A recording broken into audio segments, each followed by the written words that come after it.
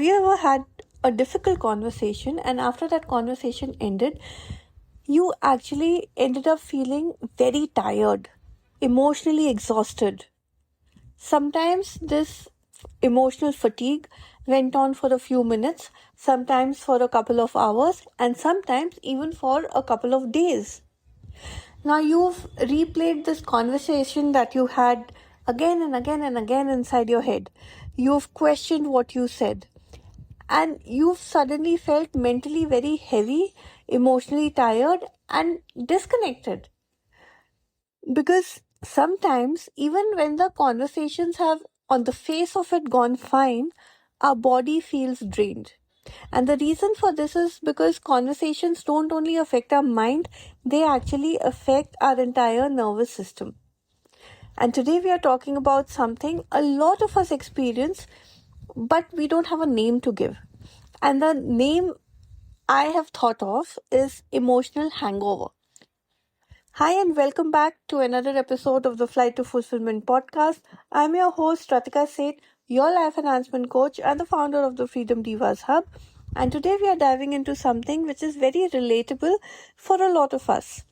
Why hard conversations leave us drained?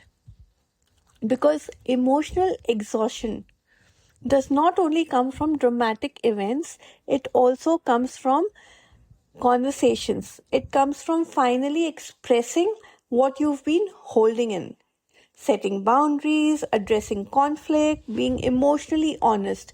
Having conversations that your nervous system perceives as emotionally risky. These conversations drain you. And even when these conversations are very, very necessary, they leave us feeling depleted. Not because we are weak, but because our body and mind have been under emotional stress. And that emotional aftermath has a name. That's called an emotional hangover. So today let's explore why this happens and how one can support yourself more gently after mentally and emotionally intense conversations. Firstly, remember that your nervous system goes into high alert during conflict.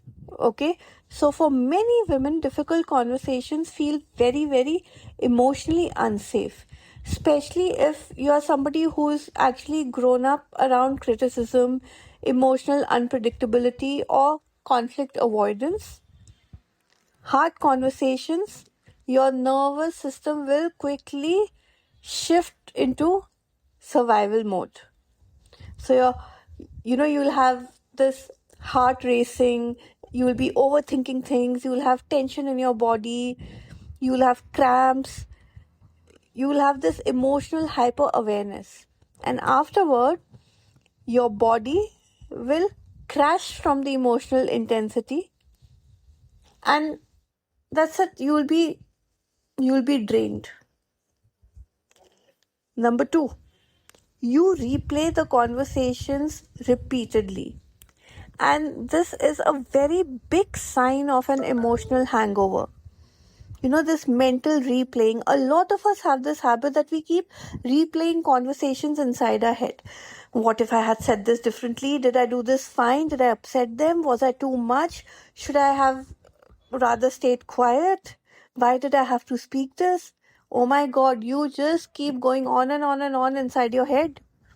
Because after emotional vulnerability, many women unconsciously search for emotional safety through overanalysis. Number 3, boundary setting can be very, very emotionally tiring. Even healthy conversations can feel draining when your nervous system is not used to expressing needs openly. Okay, so if you've never been comfortable saying no, or setting boundaries for yourself, if you've never been comfortable being 100% honest and upfront, if you've always feared disappointing people, if you've never stood up for yourself only because you wanted to keep others happy. Now, all these things may look very simple externally, but internally, they are emotionally very intense and they affect you. they affect your body, they affect your nervous system. Number 4, your body holds emotional stress physically. Emotional conversations don't just stay in your mind, your body also carries them. So you feel tired, okay? This fatigue, this tension, headaches. So many of us have headaches, emotional heaviness, a sudden need to withdraw because your nervous system has been activated for an extended period of time. Number 5, emotional recovery requires compassion and not criticism. Remember this.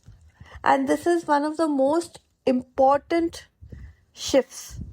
After hard conversations, many women criticize themselves instead of comforting themselves. So, like I said, you keep replaying the conversation and you keep saying, why did I have to say this? I should have kept quiet. Why did I do this? Don't do that. Don't keep criticizing yourself. Emotional processing, it requires you to be gentle. You have to ground yourself. You have to take rest. You have to just remain silent. You have to be very kind and compassionate and understanding towards yourself as if you're talking to your best friend. Because your nervous system needs reassurance and honesty and emotional expression, which is so safe. So if today's episode resonated with you, I want you to know that feeling emotionally drained after a very difficult or a hard conversation does not mean that you were bad at the conversation and that you handled things badly. It only means that your mind and your body have processed emotional intensity. And instead of judging yourself for any conversation afterwards, try supporting yourself. Be your best friend, because emotional honesty is not weakness, boundary setting is not selfishness, and difficult conversations are a part of your emotional growth. So, well, that's it for today. If you enjoyed this episode, like, comment, share it with somebody who needs to hear this right now. Don't forget to subscribe to the Fly to Fulfillment podcast so that you don't miss out on a single dose of inspiration coming your way. You can subscribe to the podcast on either YouTube or Spotify or Apple or Substack, wherever you're more comfortable. Until next time, this is me, Ratika Seth, your life enhancement coach, signing off for now, but asking you to be honest with yourself. Speak honestly to yourself, be your best friend, and remember, emotional exhaustion after vulnerability is very human, yeah. It's not weakness. So, on that note, take care of yourself, be yourself, love yourself, be authentic, and you are your first priority. Always remember that. See you the next time. Bye bye.